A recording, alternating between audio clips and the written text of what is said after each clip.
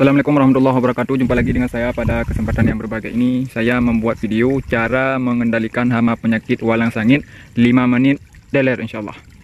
Jadi caranya, obat yang saya pakai adalah obat yang pertama Metaklor. Jadi Metaklor ini kalau tidak dicampur dengan Dumil, dia akan mati juga, tapi prosesnya sangat lama. Bisa mencapai mungkin sekitar 2 hari baru walang sangitnya berkurang, bukan mati semua. Tapi kalau kita campur dengan Dumil, bahan aktifnya Metomil, insyaAllah 10 menit setelah kita lakukan penyemprotan, bisa Anda lihat bahawa walang sangitnya sudah mulai rontok dan sudah teler semua insyaAllah kalau sudah terkena bahan aktif Metomil ini. Adapun kalau kita pakai merek yang lain, bukan Dumil, boleh juga, yang penting ada kandungan Metomilnya. Kita campur dengan obat apa saja. Kalau Metaklor ini insyaAllah sudah bisa dipakai untuk ulat, kemudian untuk walang sangit. InsyaAllah teler setelah kita lakukan penyemprotannya 5 menit. Dan ini padi yang saya tanam adalah merek IF8.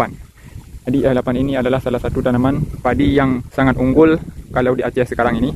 Kebanyakan orang menanam padi merek IF8. Kemudian saya lakukan penyemprotan juga. Tidak lupa saya pakai skor, fungsinya untuk mengisi bulir yang ada pada tanaman saya ini. Mudah-mudahan bisa terisi semua kalau kita pakai skor. Jadi skor kalau dipakai 2 kali mungkin butuh biaya yang mahal. Jadi cukup sekali saja. Cara pengaplikasiannya, usahakan bulir yang ada di ujung-ujung tangkai padi ini, mudah-mudahan ini sudah berisi setengah, baru kita lakukan penyemprotan dengan menggunakan skor. Fungsinya biar setengahnya sampai ke pangkal malai ini, biar bulirnya terisi semua. Bang, setinggi manakah padi IF8 ini? Jadi bisa Anda lihat, ini saya buat video kamera depan. Jadi tinggi saya ini lebih kurang sekitar 173 cm. Jadi padi ini setinggi apakah, dan tanah pada tanaman padi saya ini sedalam manakah? Jadi bisa Anda lihat, ini saya pakai sepatu, ini tumit saya. Kalau saya injak lebih kurang ketinggiannya sekitar, kedalamannya sekitar 20 cm lah. Jadi tinggi padi ini bisa Anda lihat bisa mencapai 1,70 meter ataupun 1,60 meter cm bisa mencapai. Nah, ini bisa Anda lihat saya buat video pakai kamera depan. Ketinggian saya ini mencapai sekitar 170, dan ini ketinggiannya. Inilah padi hasil daripada IF8. Kemudian ini adalah salah satu tanaman yang sangat unggul, bisa ditanam di tempat yang tinggi, dan dia kalau airnya mungkin kurang, bisa sangat cocok kita lakukan penanaman dengan benih IF8 ini, karena dia tahan terhadap musim kemarau. Kemudian malainya juga panjang, adapun tangkainya bisa Anda lihat. Kemudian butirnya juga sangat banyak.